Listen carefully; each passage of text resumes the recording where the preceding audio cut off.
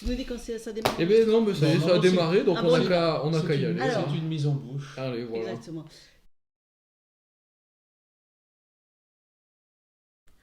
Pour le podcast du Café littéraire Talancé, nous recevons aujourd'hui l'auteur Roland Goehler. Bonjour Roland. Bonjour à tous deux.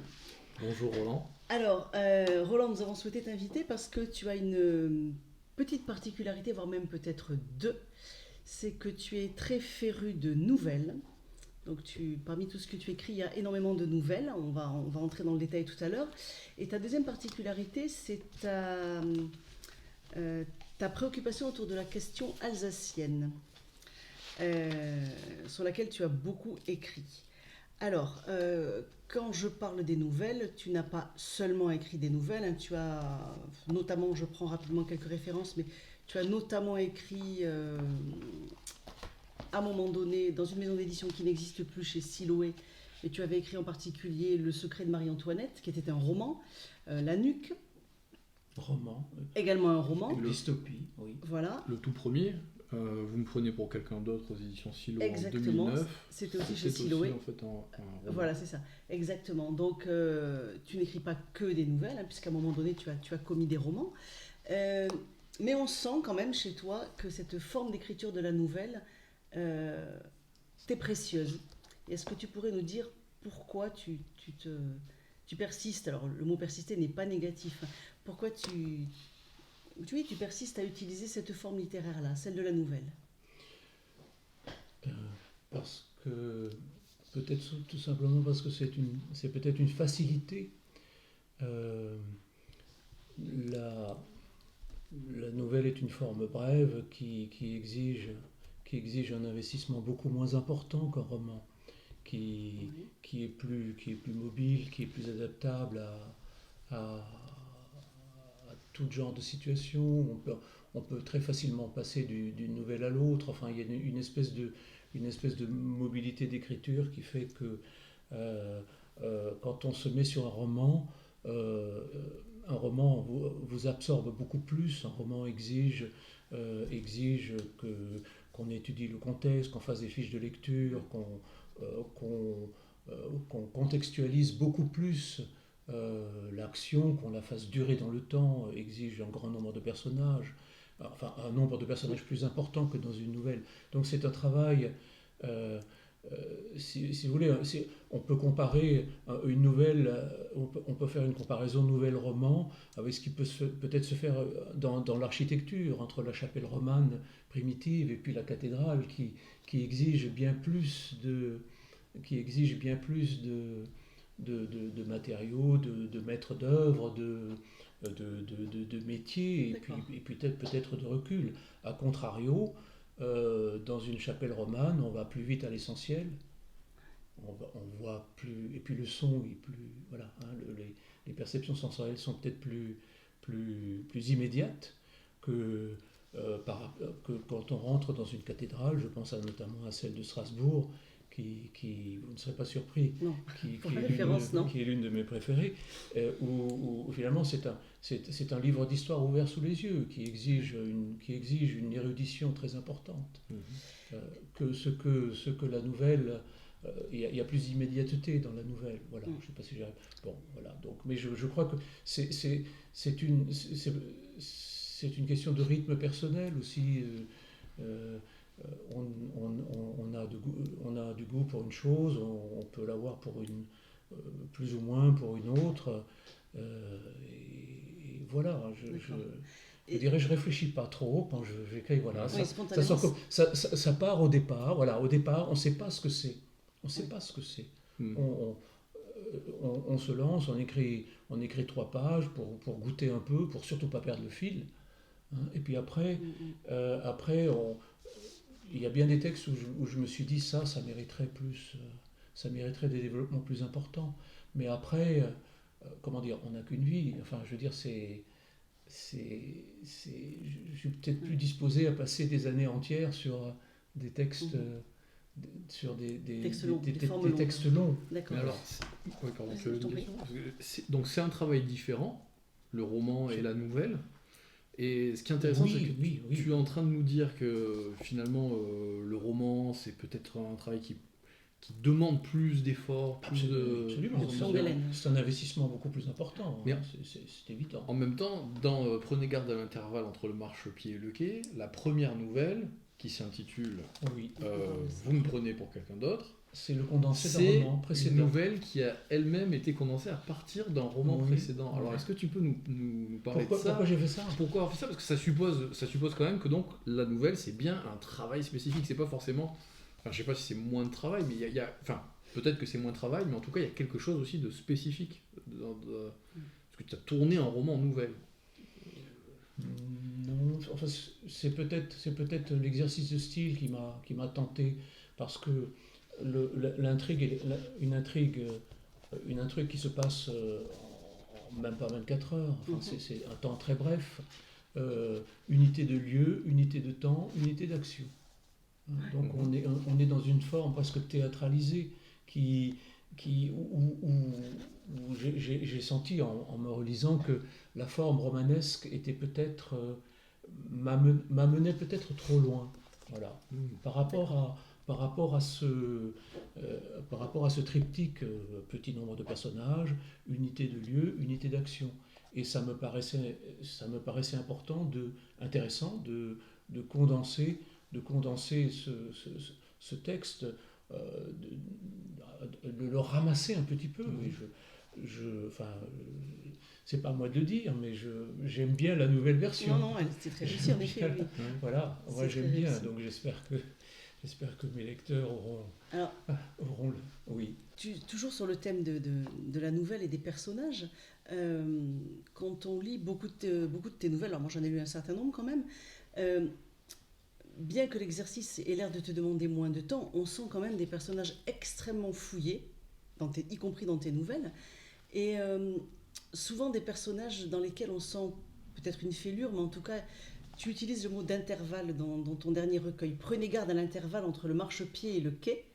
Et en fait, on sent parfois, on a l'impression que dans tes personnages, il y a comme un intervalle entre le personnage social qu'ils donnent à voir et le personnage qu'ils ont l'air d'être intérieurement. Et on le voit d'ailleurs très bien dans cette fameuse nouvelle, Vous me prenez pour quelqu'un d'autre, qui débute le recueil Prenez garde à l'intervalle entre le marchepied et le quai.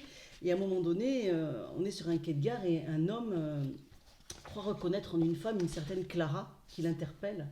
Et je vais me permettre de lire un petit passage qui donne la mesure de cet intervalle au sein de tes personnages.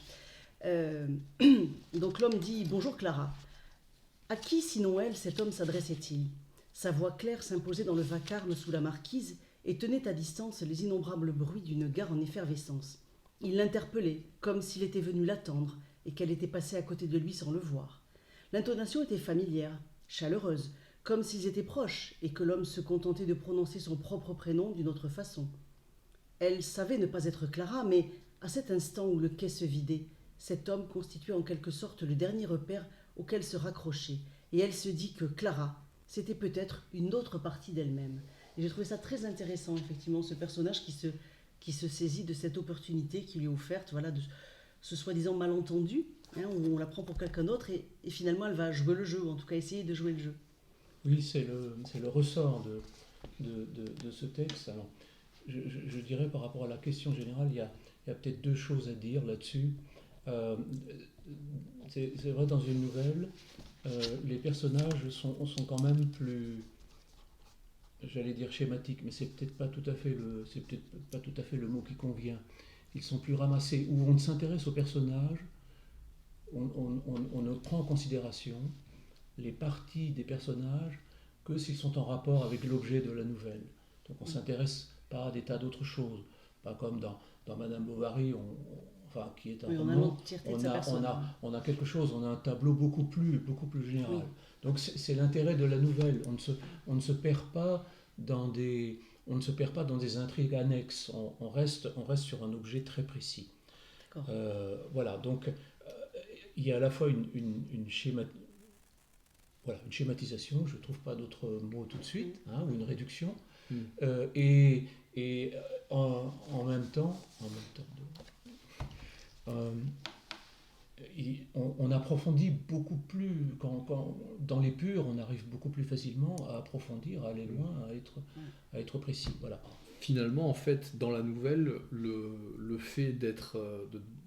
c'est un travail de sélection, il faut être sélectif. Absolument, oui. Et cette sélectivité, le fait d'être sélectif, doit t'amener à être plus précis et plus profond dans la... Donc je dirais le travail formel, il est plus important dans une nouvelle que dans un roman. Je le pense.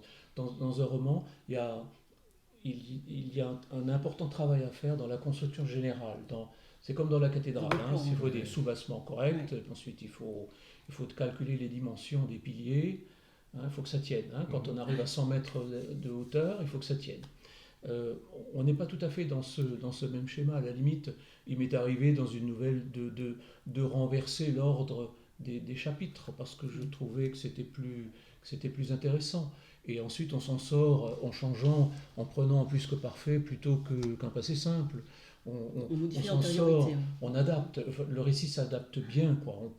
C'est très mobile, c'est beaucoup plus mobile que voilà. Alors, c'est peut-être aussi parce que c'est peut-être aussi lié à ma propre histoire qui fait que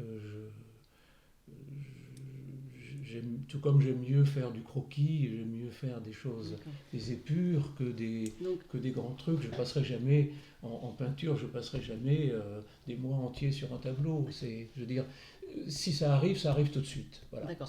Et on est capable de le saisir tout de suite. Donc, on est capable de le saisir dans des formes rapides, brèves, qui saisissent. C'est un saisissement. Donc finalement, dans cette concision permet en quelque sorte de révéler davantage les personnages, de les mettre davantage en relief, puisqu'il faut aller à l'essentiel, il faut être concis, il faut épurer. Qu'est-ce qui est le plus important dans la nouvelle? Est-ce que c'est le personnage? Les deux, il faut apporter une attention égale aux deux, il est important. Surtout, il est important que... Les deux, c'est quoi? Parce qu'il y a le personnage ou... Le thème, l'esprit général, enfin le propos. Le propos pris dans sa forme très générale. Tout cela doit tenir. Et il est important que le propos soit adapté au personnage et réciproquement, que le personnage, lorsqu'il se met à parler, utilise un langage qui lui soit particulier. On verrait assez mal, je ne sais pas, quelqu'un, je sais pas, un artisan utiliser un langage de philosophe et réciproquement.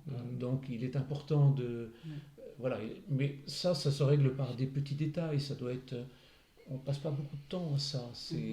Le contexte est obtenu de façon très élémentaire, de façon...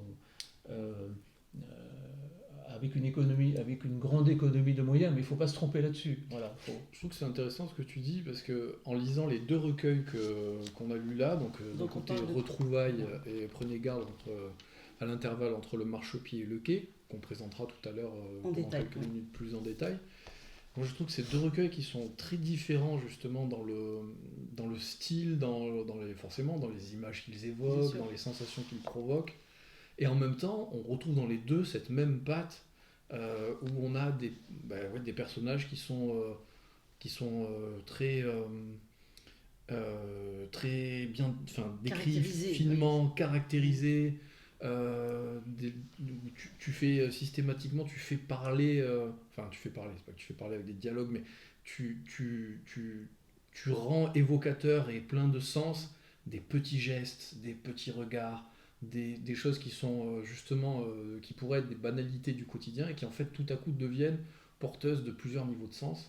Et ça, je trouve que c'est assez réussi, c'est même très réussi. Le fait de se dire, on a deux livres qui sont vraiment très différents dans ce qu'ils provoquent comme émotion, et en même temps, pourtant, là, on sent bien derrière qu'il y a une patte, une façon d'aborder les personnages et les situations qui relèvent de la même dynamique artistique, quoi.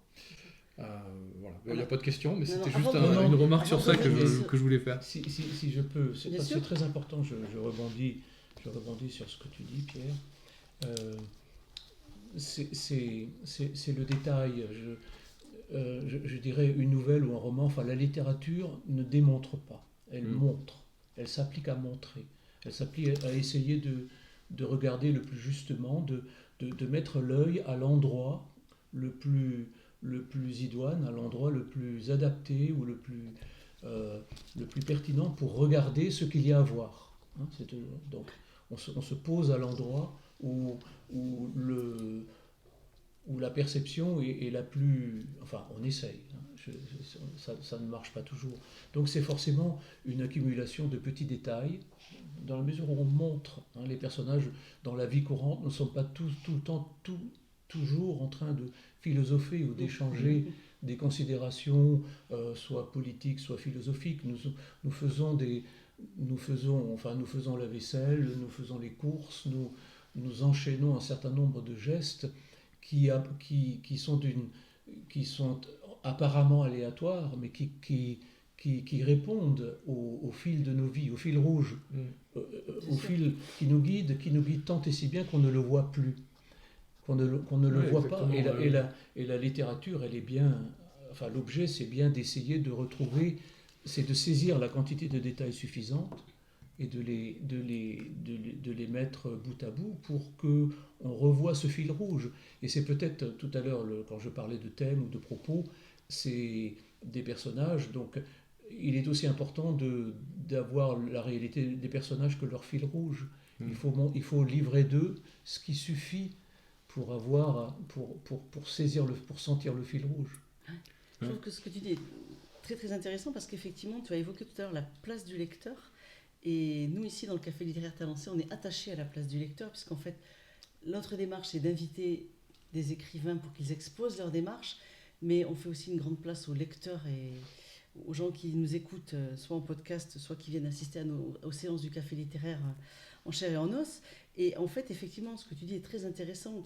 Ta position, c'est que l'écrivain, dans sa littérature, doit montrer des choses, et puis après...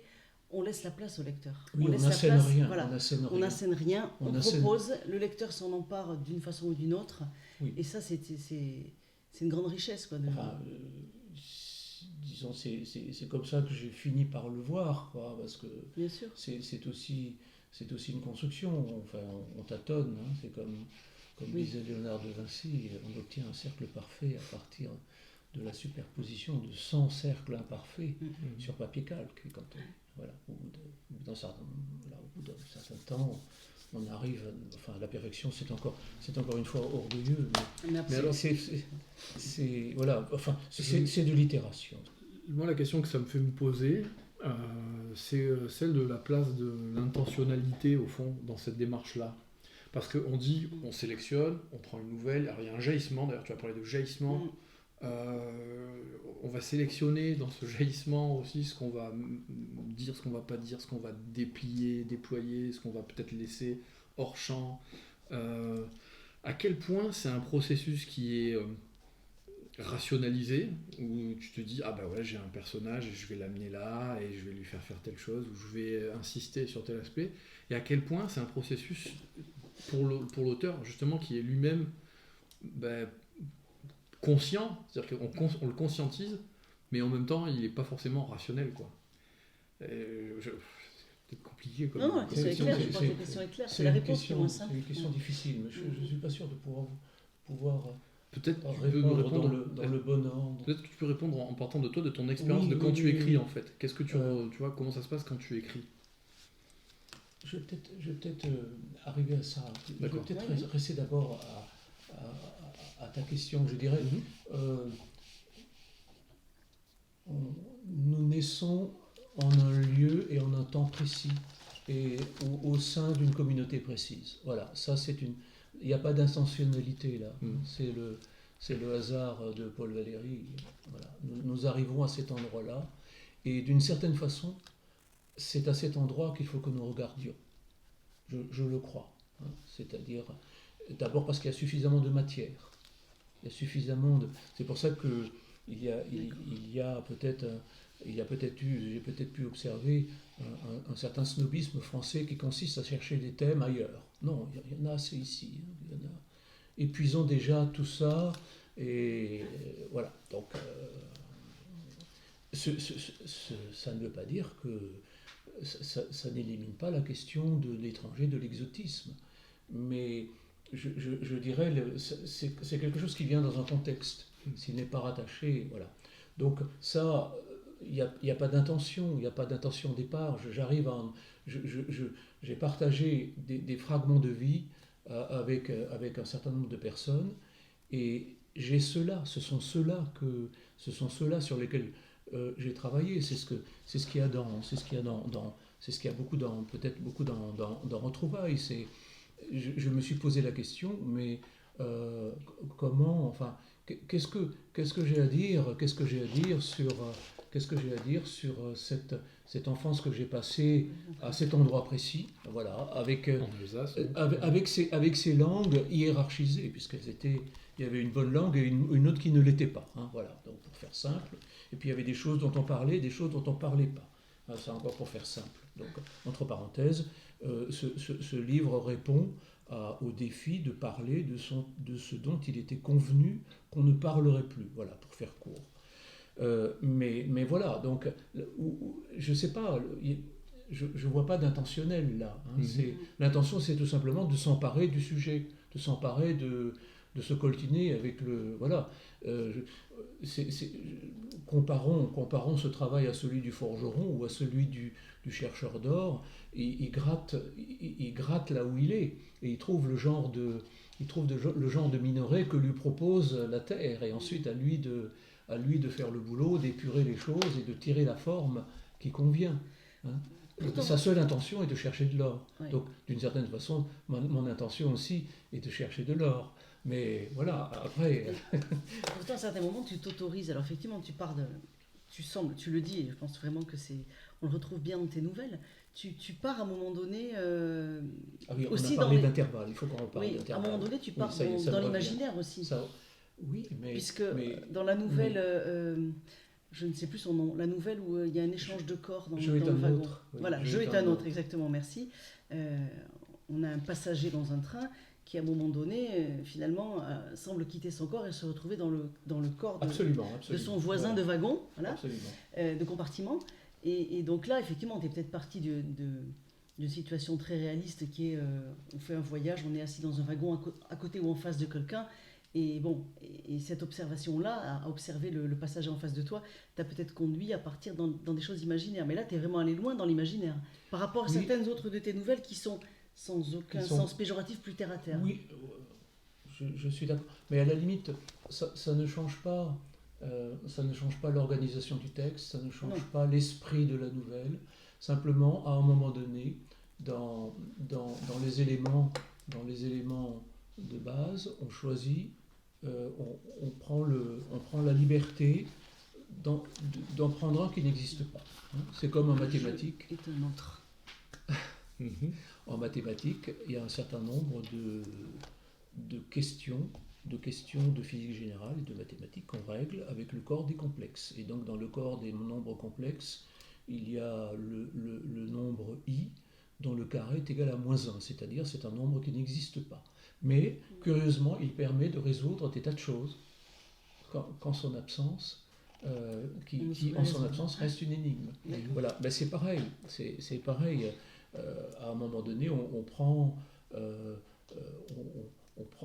tord un petit peu de réalité. Voilà, on se dit, bah, finalement, d'ailleurs, c'est ce qui permet d'aborder des questions de fond. Hein. Qu'est-ce que le moi? Parce que dans cette nouvelle, c'est une question.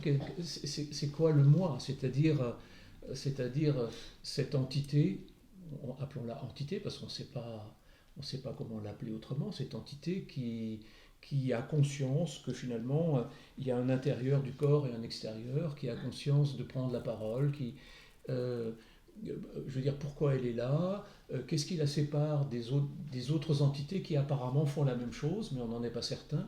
Il n'y a pas de certitude, c'est comme disait Berkeley, esse est percipi, mais après il n'y a pas d'autre certitude. Hein. Donc c'est une façon d'aborder une question comme ça. Donc c'est vrai que je sors un petit peu de l'expérience. Enfin si, c'est aussi une expérience. C'est aussi une expérience. C'est l'expérience de une expérience de pensée, déjà. Exactement. Oui. Je te relance sur le sujet de l'intervalle, puisque tu voulais ajouter quelque chose au sujet de l'intervalle. L'intervalle. C'est par rapport pour raconter quelque chose, il y a des personnages, plus propices au récit que d'autres. Et ce sont en général des personnages qui ne se veulent pas aboutis, qui se veulent, qui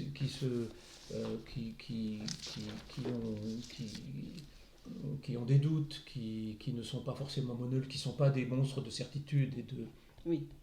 et de comment dire, de cohésion. Ça laisse penser aussi que la littérature, c'est toujours un petit peu une effraction. Il faut rentrer. C'est comme le couteau qu'on rentre dans l'huître. Il faut trouver l'endroit où. La faille. Il faut trouver la petite faille et puis l'ouvrir. Enfin, voilà, c'est ça. Et d'ailleurs, tous les personnages là-dedans, même celui de Jeu est un autre, on sent bien qu'il est. Voilà, il est disposé à ce genre d'expérience, et tous les autres le sont aussi. Tout à fait. Alors, je rebondis sur tes propos pour parler un peu plus en détail peut-être de ce recueil-là, parce que des nouvelles, tu en as écrit beaucoup. On va pas toutes les citer, mais on peut parler notamment de celle qui est sortie il n'y a pas si longtemps, en décembre 2021, dans la revue littéraire et graphique L'Ampoule. Tu as sorti une nouvelle qui s'appelle Herméneutique du lac. Donc, il t'arrive régulièrement de produire des nouvelles isolées comme ça dans des revues. Mais là, pour la deuxième ou troisième fois, tu as donc commis un recueil aux éditions Terre du Couchant. Ça se dit, oui. Oui. Quelqu'un l'a dit un jour de mes propres œuvres, c'est pour ça que je l'utilise, c'est rigolo. Donc, tu as sorti un recueil, aux éditions Terre du Couchant, qui s'appelle donc Prenez garde à l'intervalle entre le marchepied et le quai.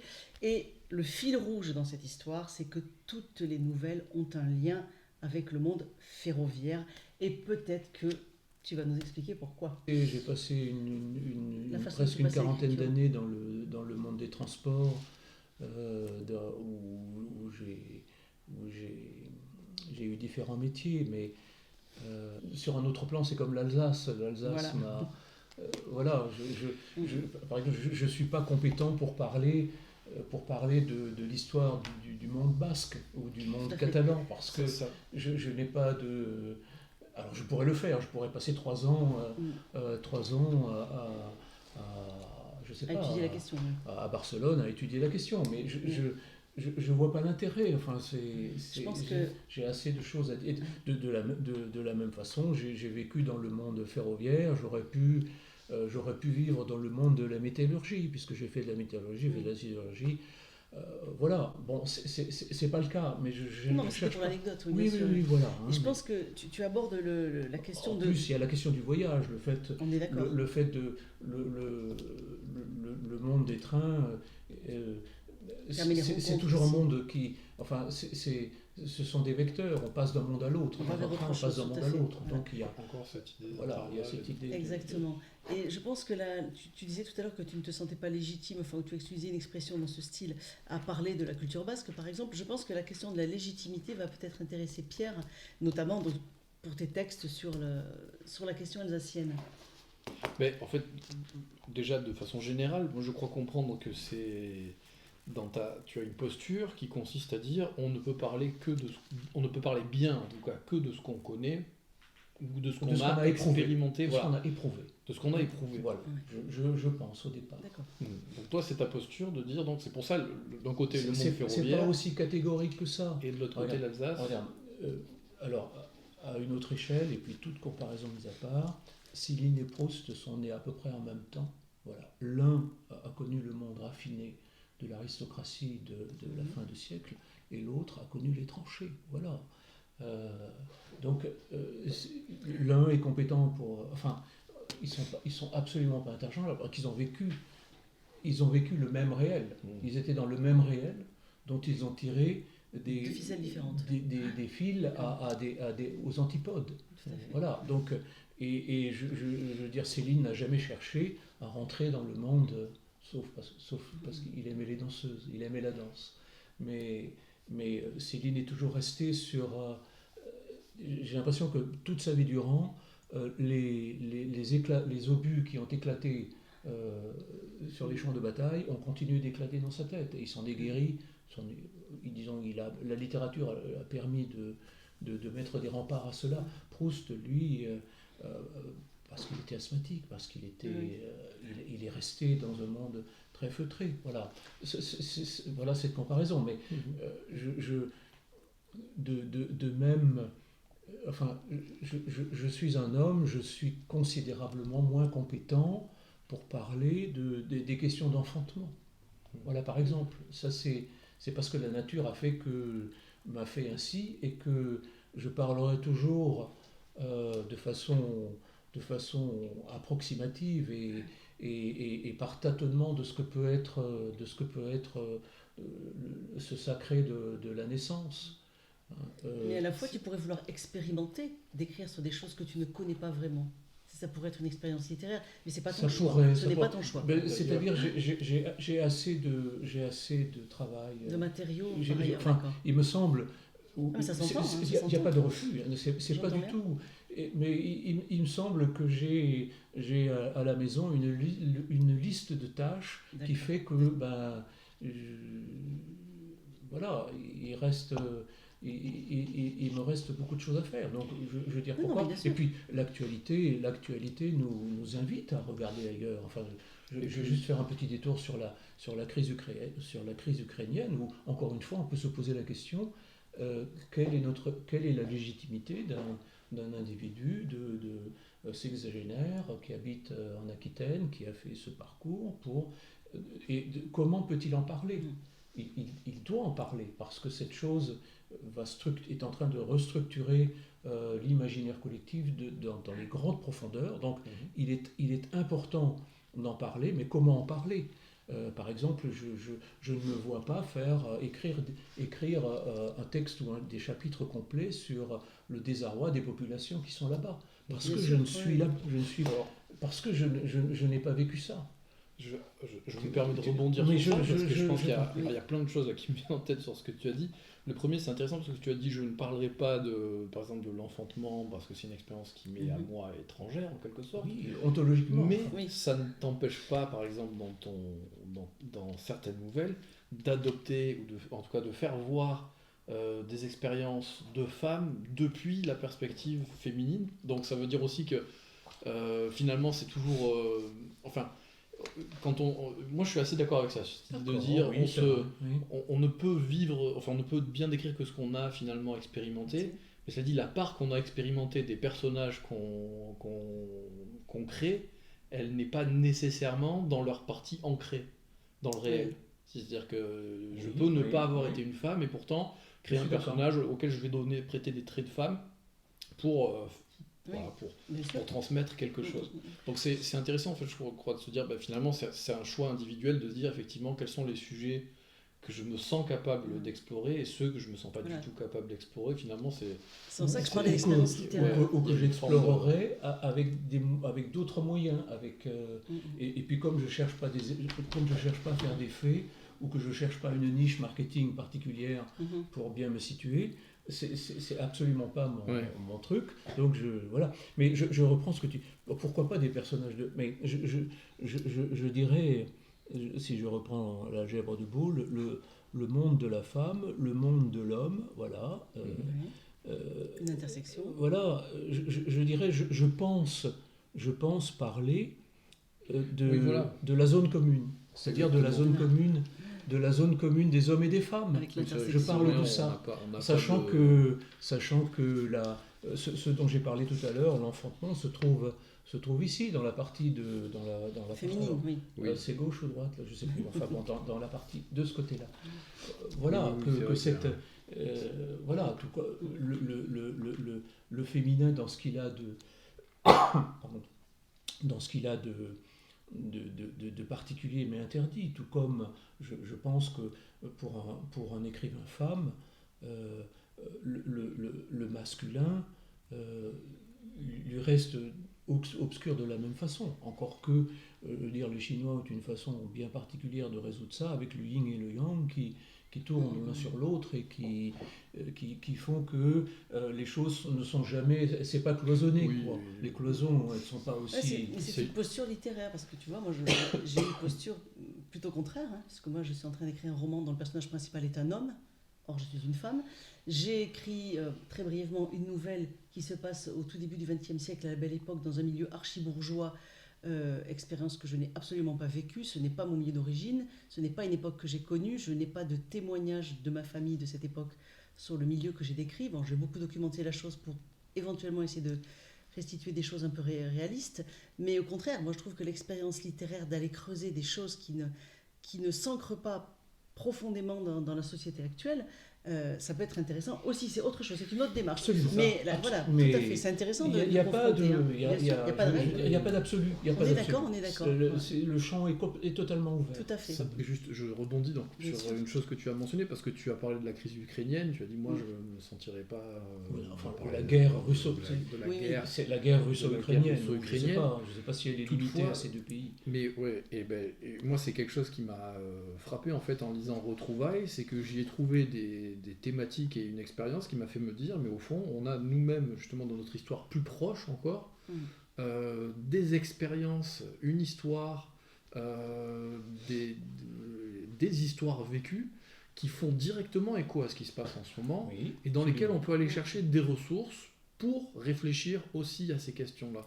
Puisque dans donc, Retrouvailles nouvelle de la langue interdite, finalement, il y est question, alors comme tu l'as mentionné mieux que moi tout à l'heure, de parler de choses dont on avait convenu qu'on ne parlerait plus.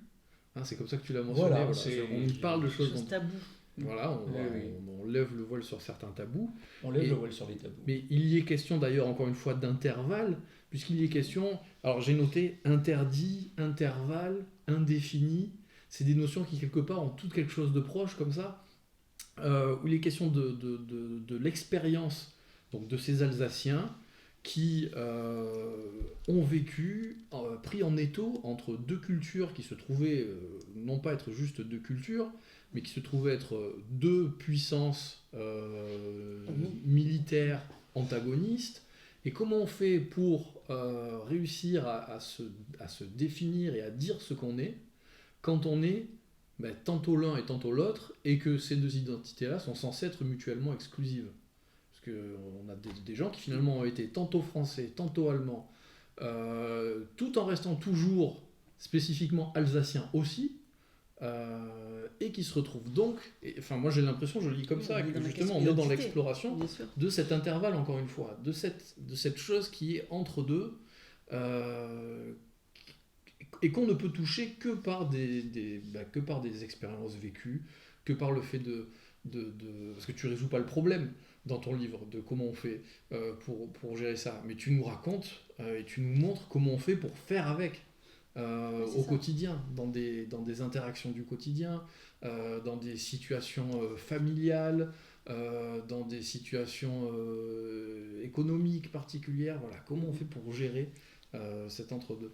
Et en plus, moi, j'ai une chose qui fait écho à l'actualité, c'est qu'il y ait déjà question de la confrontation entre un certain Occident et, enfin en tout cas entre l'Europe et la Russie, entre une Europe qui elle-même justement a du mal à se trouver unifiée face à...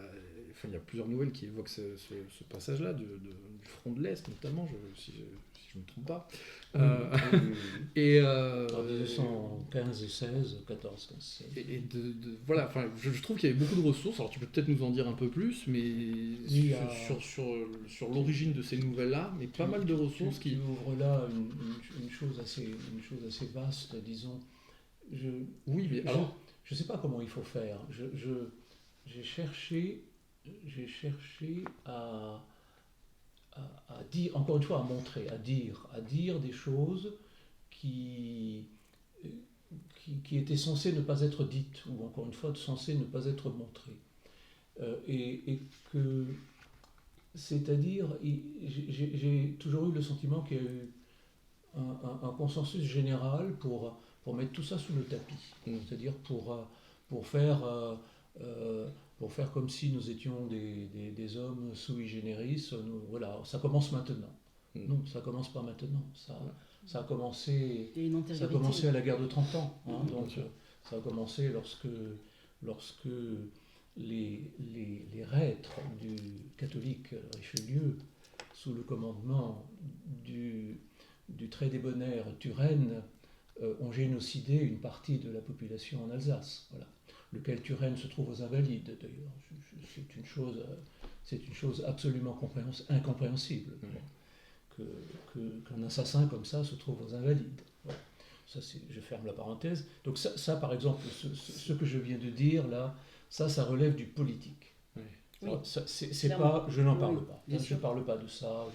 Si je l'ai peut-être C'est entre les lignes, mais tu mentionné entre les lignes, c'est mais vraiment entre c'est les pas lignes. c'est pas mon objet. C'est pas Bien l'objet. sûr. C'est pas l'objet de la littérature d'instruire un Un procès, oui. Hein, Et d'ailleurs, tu parles c'est pas- d'anecdotes, par contre, toi. Ouais. Oui, bien sûr.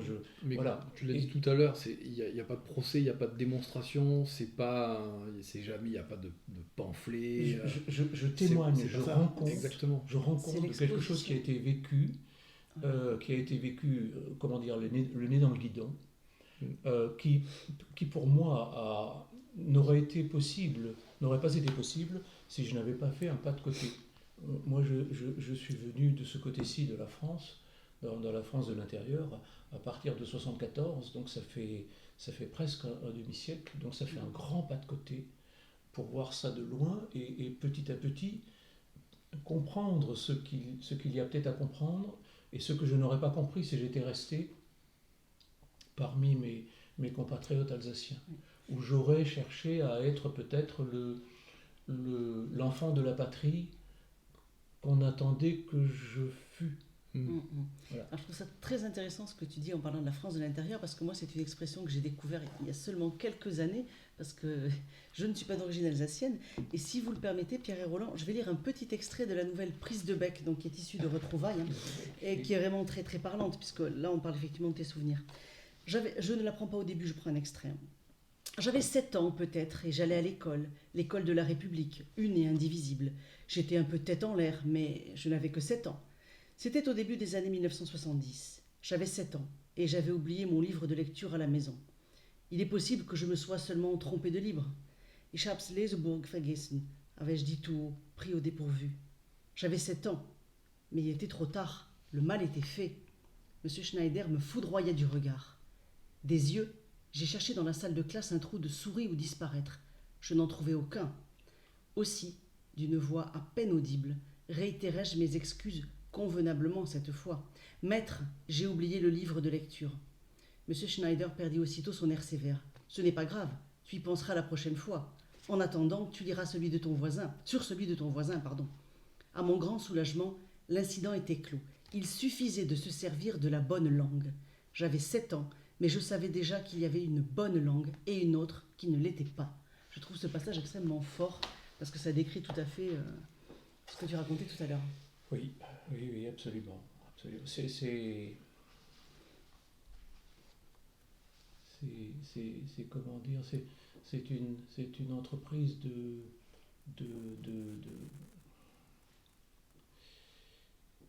c'est une entreprise de restauration. Hein. J'ai grandi avec des images dépréciées de mon passé, de mon histoire. Il fallait surtout pas. Voilà. En plus, c'est arrivé après la guerre de 1945, et donc pendant très longtemps, il y a eu cette confusion entretenue entre nazis et Allemagne. Voilà. Donc tout ce qui, à partir du moment où dès que ça sonnait un petit peu allemand, nazi, c'était vous rechutez, voilà. Voilà. Donc ça a marché très longtemps, très longtemps. Je pense que ça marche. Je pense que les générations actuelles prennent un petit peu distance avec cela, mais quelque part, cette hiérarchie ou cette dépréciation de la culture, hein, va evictis, comme disaient les Romains, cette dépréciation de cette partie d'histoire que nous ne comprenions pas, enfin, qui était absolument... nous avons vécu avec le sentiment que nos ancêtres étaient des salauds, quoi. Voilà. Ce n'était pas... enfin, il n'y avait pas de réalité à cela. Enfin, il n'y avait pas plus de réalité qu'ailleurs, quoi. Et donc, c'est sans doute un moteur. C'est peut-être, je sais pas.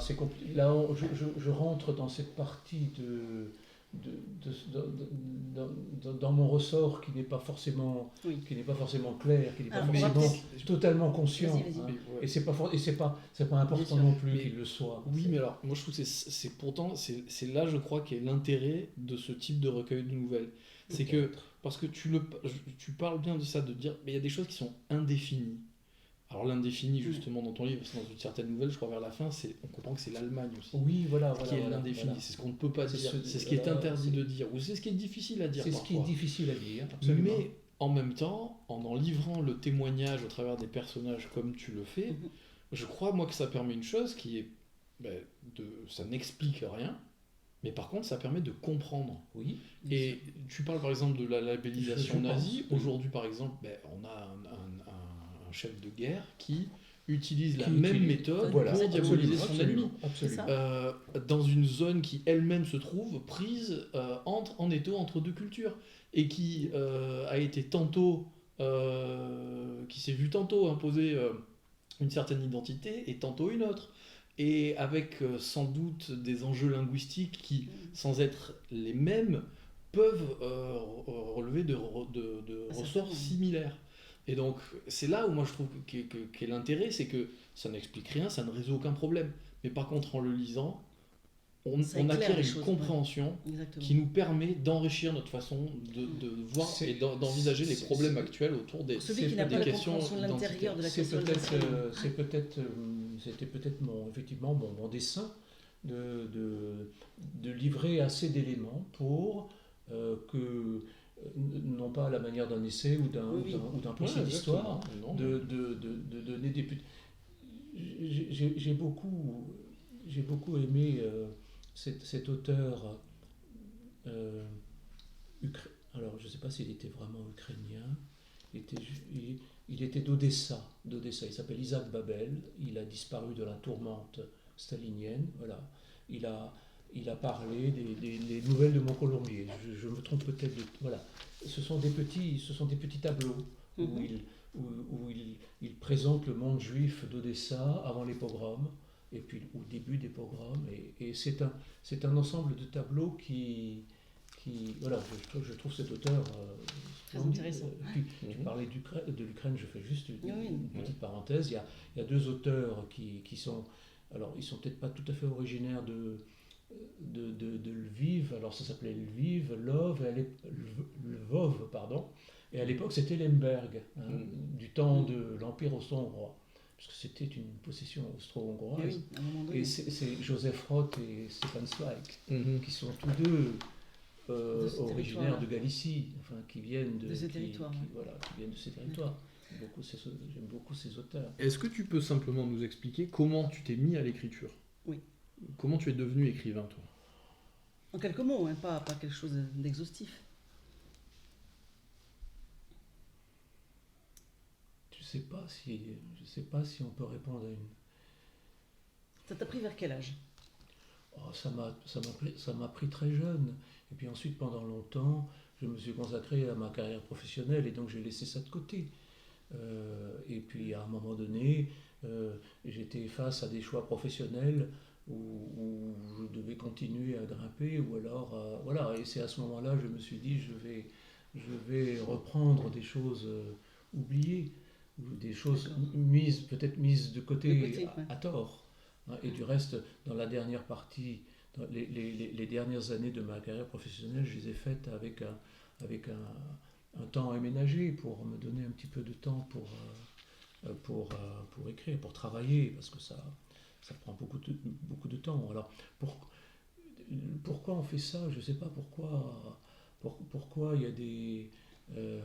pourquoi il y a des gamins, quand ils voient un piano, ils foncent dessus et d'autres, ils passent à côté. C'est de cet ordre-là. Je ne sais pas, je me compare souvent à un forgeron ou à un peintre qui fait de l'aquarelle, qui fait voilà, sauf que mon matériau, ce sont des mots, c'est la grammaire, c'est du... Voilà, mais comme dans une forge, il faut beaucoup taper dessus. Oui. Faut beaucoup... Mais si on pouvait vraiment résumer, vers quel âge tu t'es mis à vraiment sérieusement beaucoup écrire, je veux dire? Moi, j'avais passé la quarantaine. D'accord, à peu près le virage de la J'avais bien quarantaine. passé la D'accord. quarantaine, je dirais depuis une bonne vingtaine d'années. D'accord. Voilà, Et alors, depuis une bonne vingtaine d'années, oui. Tu as dit qu'il fallait beaucoup taper dessus. Sur la forge. Ouais. Beaucoup taper sur l'acier, oui. Oui, sur l'acier, Sur pardon. l'acier. Donc aujourd'hui, dans ton quotidien, ça représente quoi? Enfin, Le temps d'écriture, le travail d'écriture, oui. le travail, le moment. Ouais, c'est ça. Quelle est ta routine d'écrivain en fait? Si tu as une routine. Que ton... Je sais pas, je lis tous les jours des tas de choses, un petit peu d'actualité aussi, et puis je veux dire, j'ai toujours 3-4 textes que je relis, que je reprends, et puis de temps en temps j'ai une idée, je sors mon petit carnet, je la note, et puis s'il y a un personnage dedans, je sais que ça peut donner, Matière. une matière à nouvelle. Alors il y en a ça donne rien parce que on peut pas tirer tous les fils. Alors pourquoi en tire celui-là et pas un autre? J'en sais rien. Ou alors des réflexions sur l'actualité, sur ce qui est en train de se passer, parce que il faut, je veux dire, modestement et toute comparaison mise à part, comme Paul Valéry a essayé de réfléchir sur son siècle après la guerre de 14. Forcément, ce qui nous arrive, je veux dire, il faut garder, c'est peut-être la dimension politique de la littérature. C'est la seule que j'accepte. On n'est pas militant, il ne s'agit pas de... C'est autre chose de militer. Mais il faut prendre en considération cette dimension politique. L'histoire est en train de se construire et on a une responsabilité par rapport à ça. On ne va pas abandonner aux seuls experts le soin de décrire l'histoire.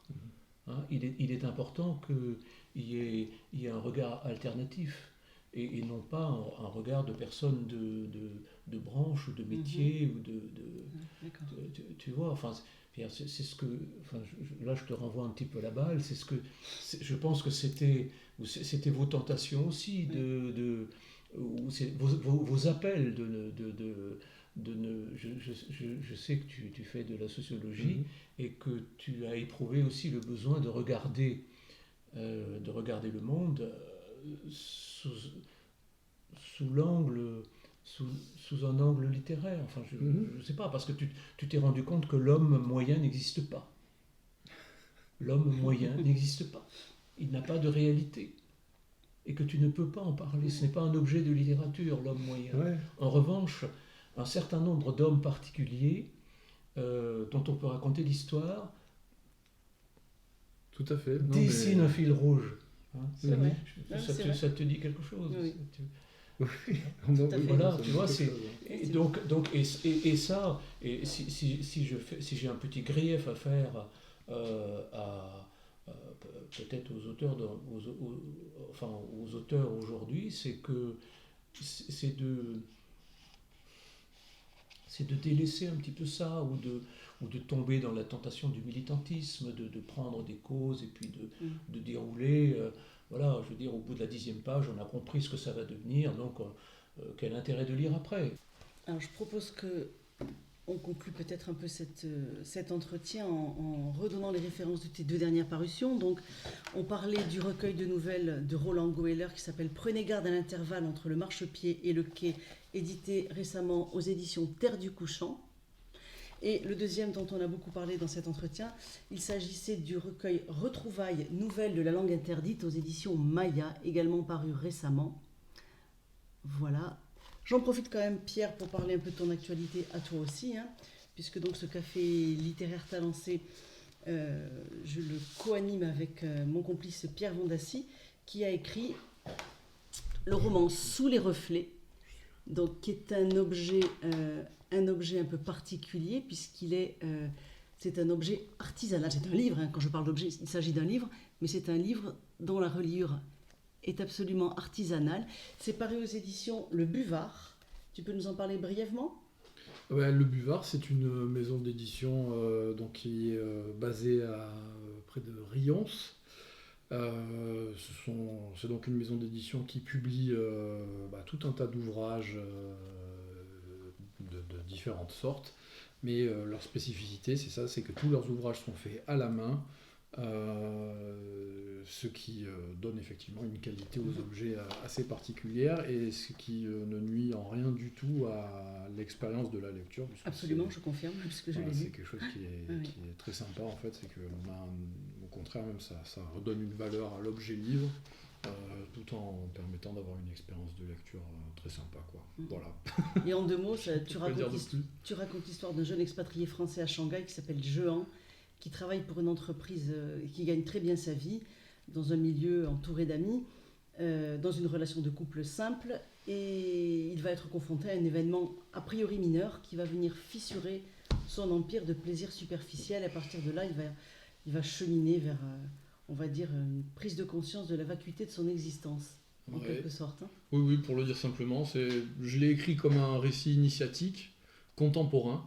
C'est-à-dire que voilà, et j'y ai mis dedans effectivement, moi aussi je suis parti de mon expérience, de choses que soit moi j'avais vécues, soit que j'ai vu des gens vivre autour de moi dans mes propres expériences d'expatriation.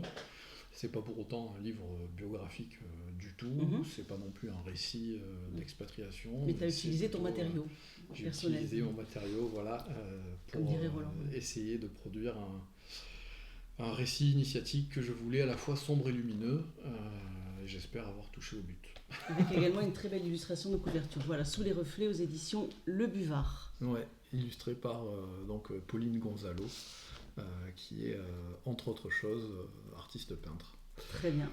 Merci beaucoup. Alors, j'en profite moi aussi, donc, parce que toi aussi tu as une actualité. Oui, aussi. Toi aussi tu as une actualité littéraire en ce moment. Donc on se souvient qu'on avait présenté le tome 1 de la série Le Trio Enquête, paru chez Il était un bouquin, il était un e-book, c'est la même maison d'édition en fait. Donc un super livre pour les 9-12 ans qui met en scène un groupe de copains qui se trouvent en fait aux prises avec un mystère à résoudre. Et le tome 2 est sorti il y a très peu de temps, là, tout récemment, c'était le 15 mars, le jour où en fait, on a fait notre séance du café littéraire avec Roland au Décaféiné à Talence. Sortait donc le tome 2, Le Trio Enquête, Mystère à la librairie. Exactement. Voilà, donc pour les 9-12 ans, en police adaptée pour les dyslexiques. Et je le répète, elle est adaptée pour les dyslexiques, mais elle est parfaitement lisible et même agréable à lire pour n'importe qui en fait. C'est une écriture qui est finalement inclusive dans sa forme. Exactement. Et voilà, et donc une histoire qu'il faut... Alors moi je ne l'ai pas encore acheté, mais mon fils me le dit, mon fils me dit quand est-ce que tu m'achètes le tome 2 de Le Trio Enquête. Voilà, il l'attend impatiemment. Et voilà. Donc juste je précise que ce sont des enquêtes qui se lisent indépendamment. À chaque fois, on retrouve les 3 mêmes personnages, Hugo, Lola, Louis et le chien Queneuil. Et Queneuil parce qu'il n'a qu'un œil.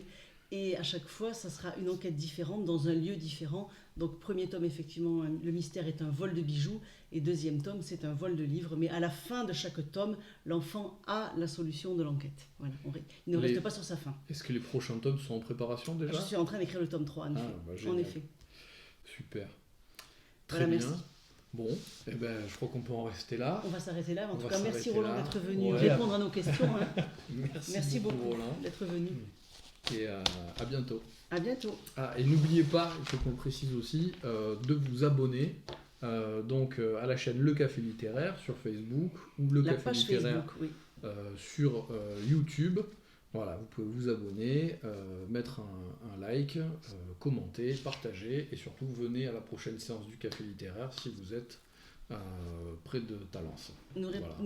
Dernière petite précision, le Café Littéraire Talencé est une manifestation qui a lieu tous les mois, une fois par mois.